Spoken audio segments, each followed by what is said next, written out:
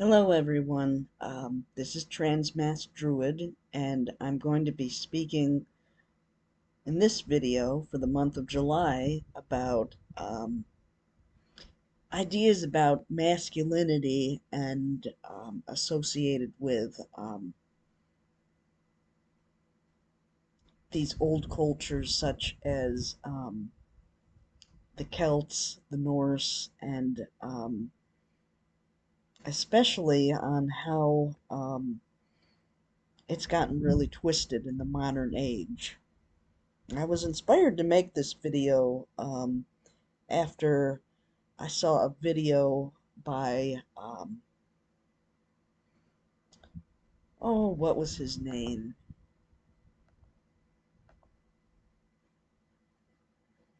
It was Bjorn something.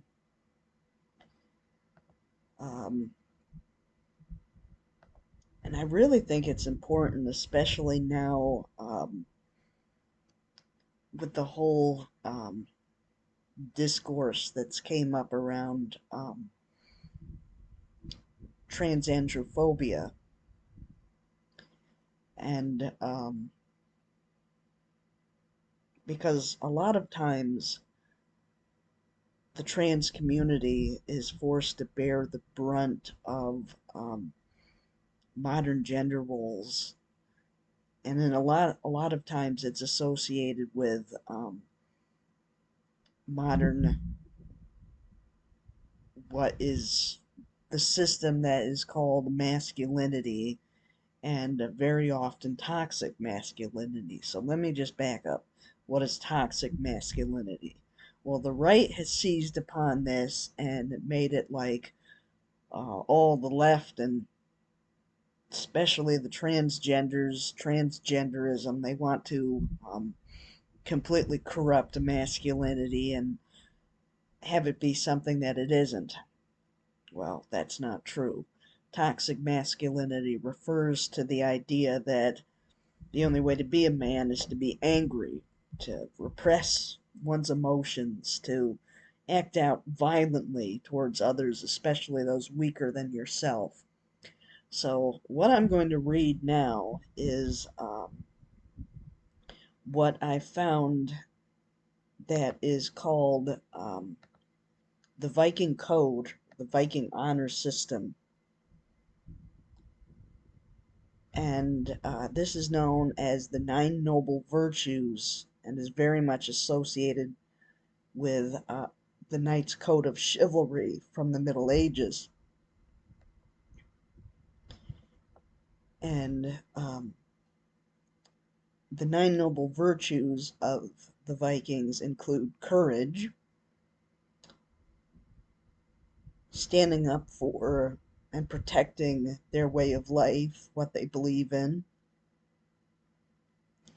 facing your fears, not being channeling your anger and rage to a productive end, not just letting it overwhelm you. Truth. A Viking can never lie.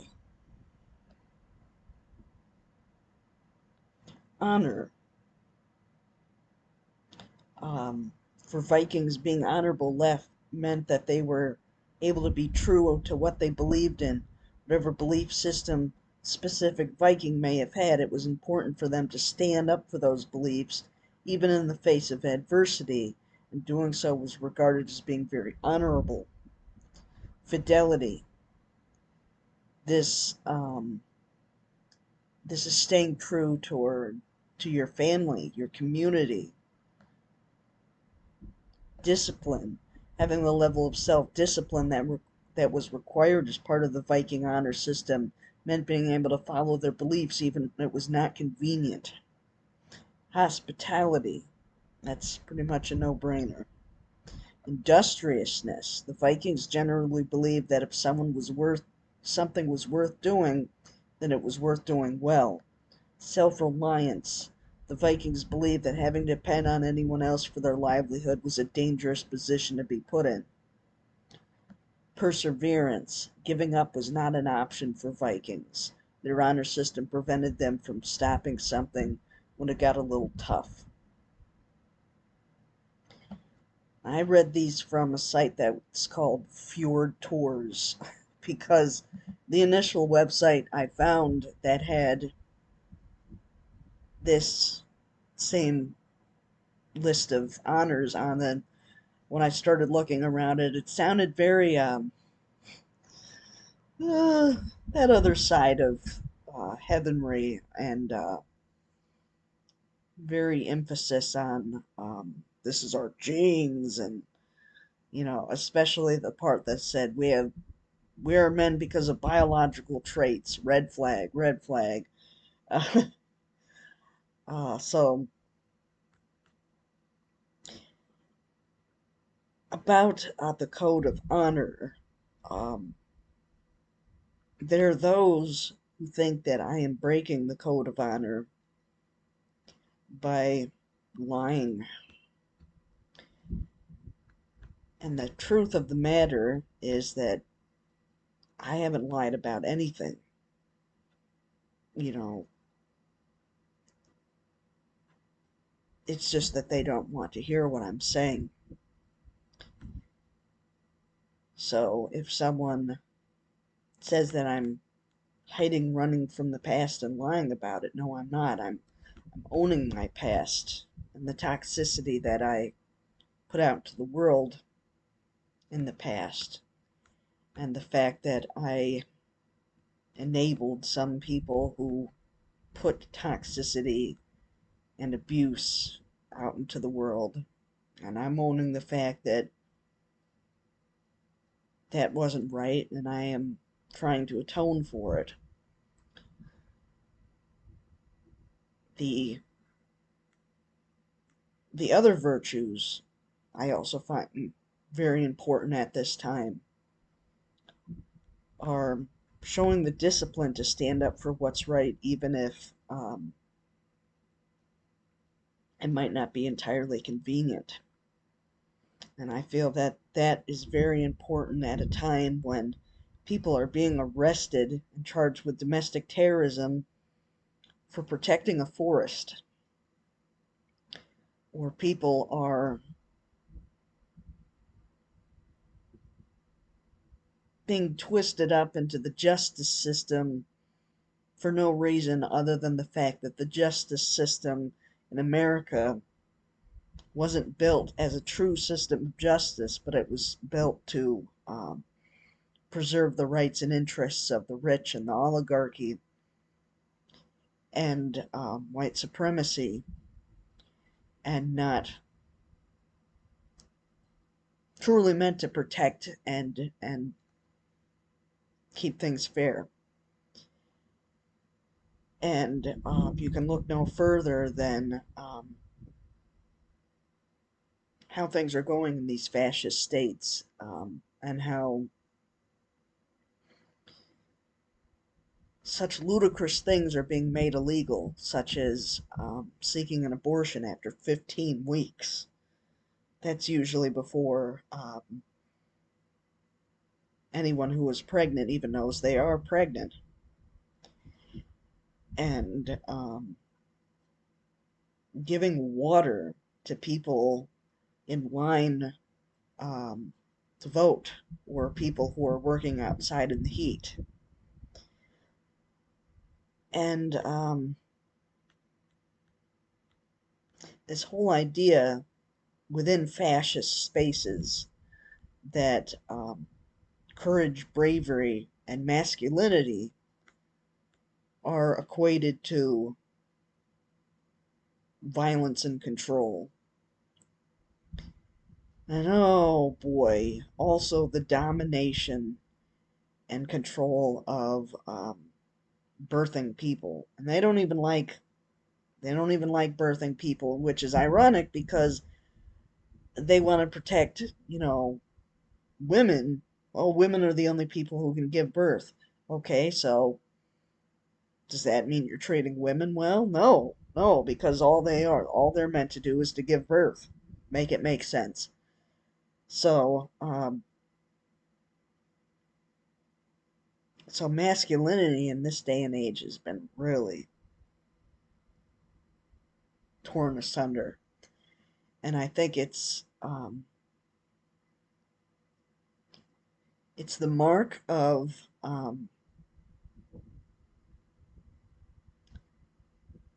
how strongly we need to return to the old ways. Um, and when I say return to the old ways, I want to add in an important caveat to that. Recently, you might have seen that Ted Kaczynski passed away. Now, I was one of those people who was under the impression that he was a radical leftist and espoused his views in the framework that a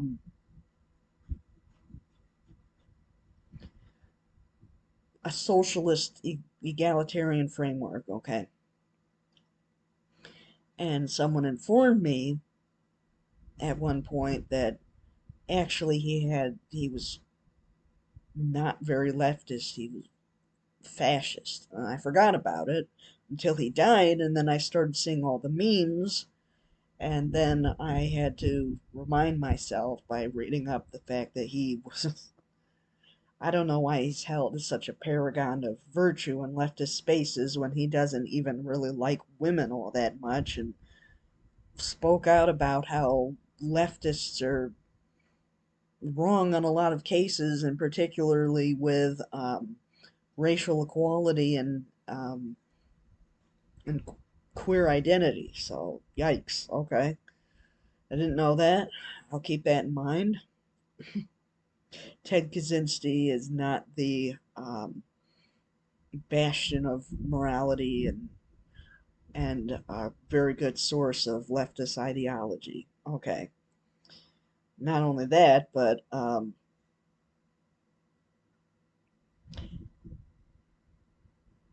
and I don't really know a great deal about this, so anyone finds this and can sort me out, I'm welcome to it. But um, the anti civilization viewpoint within anarcho primitivism, a lot of people call out as being very ableist. And so I'll tie that back to the Viking virtue of self reliance, and I am someone who is, in a sense, both physically disabled and neurodivergent. Physically disabled, at this point, I would say mildly, because I can walk for quite a distance, but I start to have pain. I've been in PT for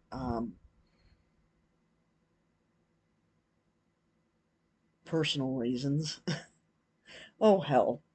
Truth. The Viking virtual truth. I'm incontinent because of my intersex condition. There you go. Um, and the PT leaves me like sore all over, but I'm getting better.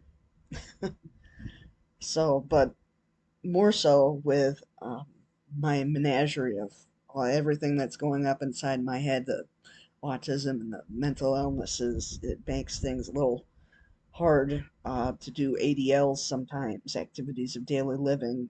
I haven't driven a car in like 4 years, for example. And so self reliance, yes, but also with the acknowledgement that who knows what the Vikings even did with neurodiverse people, if they were like the ancient Greeks who left people out in the woods. I don't know. But, you know, I'm sure ancient people are not as hard on, cases like that as we think. Um, in fact, there was a scholar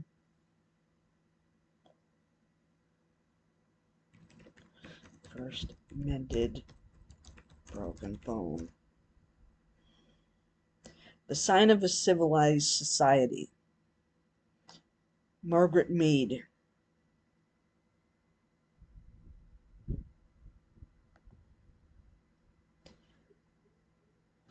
What is the biggest sign of a civilized society? Sapiens.org. The anthropologist Margaret Mead is asked the question, what is the sign of a civilized society? There's many variations of the anecdote, but the general details are similar. To the student's surprise, Mead replied that the first sign of civilization is a healed human femur.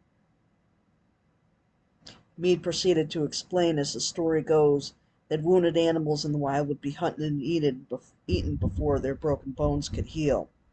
Thus, a healed femur is a sign that a wounded person must have received help from others.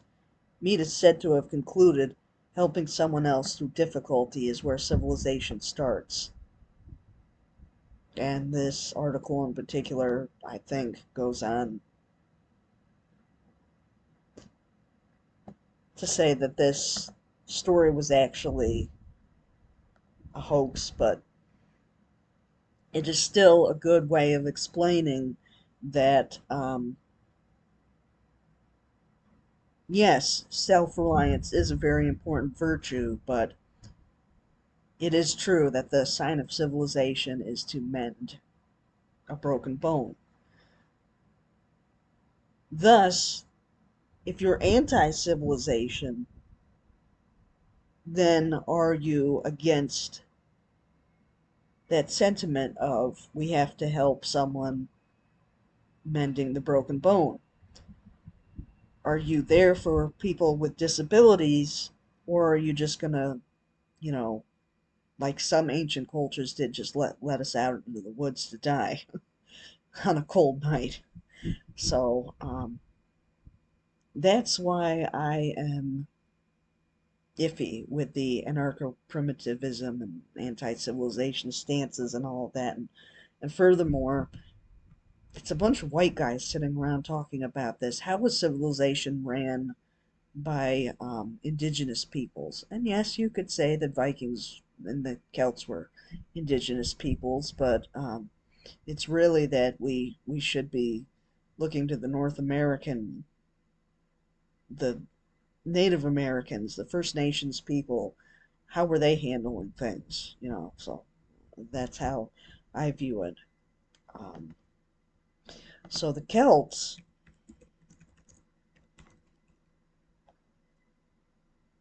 if I look this up,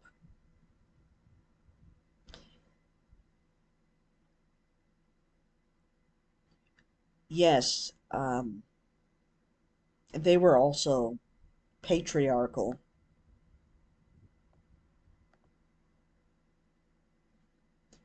but they were a lot more egalitarian than the Romans.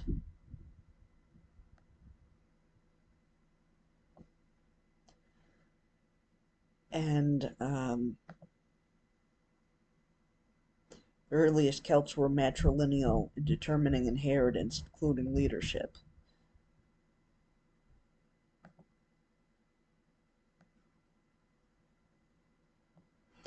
So, yet again, we find that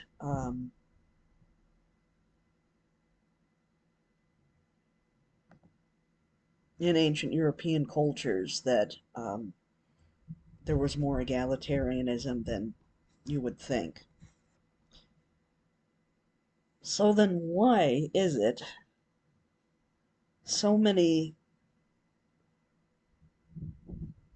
cis men seem to flock to pagan spaces, and they come with the ideas, the ideals of toxic masculinity? Well, it's a very fair assumption that a lot of them are doing so without unlearning um, Christian cultural ideas. And let's not forget, there are some sects of Christianity that take it to the extreme, as can be found in like shiny happy people, which part of me wants to see, but part of me also doesn't want to see because I think it would terrify me. And I thank the gods that I ended up in and adopted by an agnostic family rather than a family like the Duggars. But I can still come from a place of criticizing cis hetero cultural Christian masculinity, and and that's what I'll do because being in the unique position of being trans masculine gets a lot of thoughts bouncing around in your head. And I watched Murder Among Friends last night and found myself quite triggered to find out that it was an episode dedicated to Dawn Arahu.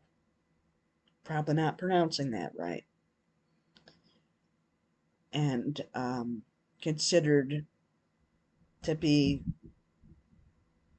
a landmark case in terms of how trans panic and the murder of transgender people is handled in this country because it happened in 2002, over 20 years ago. And even further back from that is the Boys Who Cry case with Brandon Tina. And discussing things with my therapist and about how my transition is going. She's very concerned for me in the fact that I've been insisting upon using the men's rooms because I'm not doing anything with my chest. I don't have dysphoria around it. You know, why have why go through the hassle of a surgery that I don't even really feel like I need? I'm fine using my binding tape or just wearing big baggy shirts. So I've come to accept that men's bodies are different, and this includes trans men. Um, I am a non binary trans man, and so um, I don't ascribe to binary ideals anyhow. So, but I still intend to, in a few weeks here, talk to my gender clinician about the bottom surgery. So, but her concern is, since I'm not doing anything with my chest, it can be dangerous going into men's rooms. But I insist that it's dangerous going into women's rooms because I trimmed up a little down here, but it's still pretty noticeable, I think. And during the course of making these videos, at first I was like, "What's going on with my voice? Why isn't it doing anything?" But I can hear myself right now, and I think it has deepened a little bit. So, do I go into the men's room with tickle bitties, or do I go into the women's room with a beard? Either way, I wish more places had, single stall restrooms, but not all of them do. So you got to make a choice on the spot. And she was also like, be very careful packing because she knew someone who was using an STP at a urinal, and the cis man went to security about it.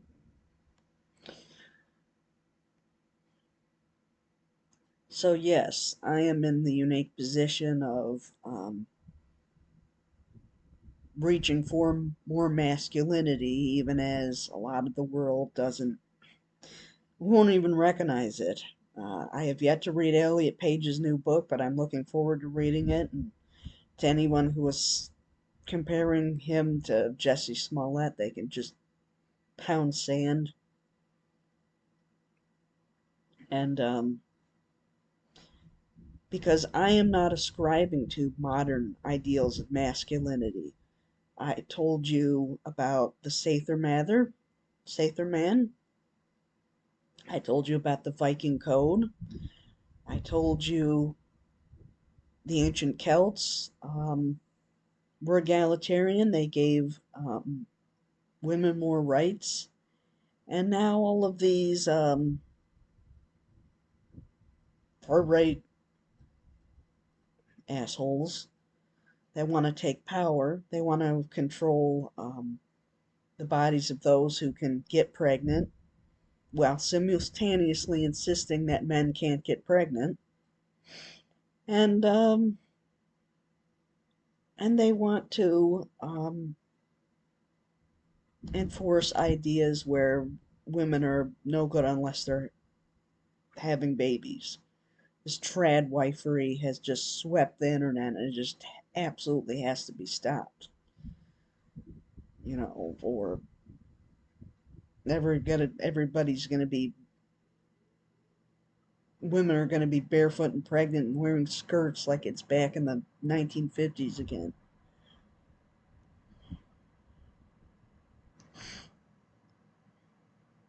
So if I had a point to all of this, I would say that I am standing here using my very existence, my body, my identity, my spiritual religious beliefs as a big middle finger to all the far right has to say about masculinity. And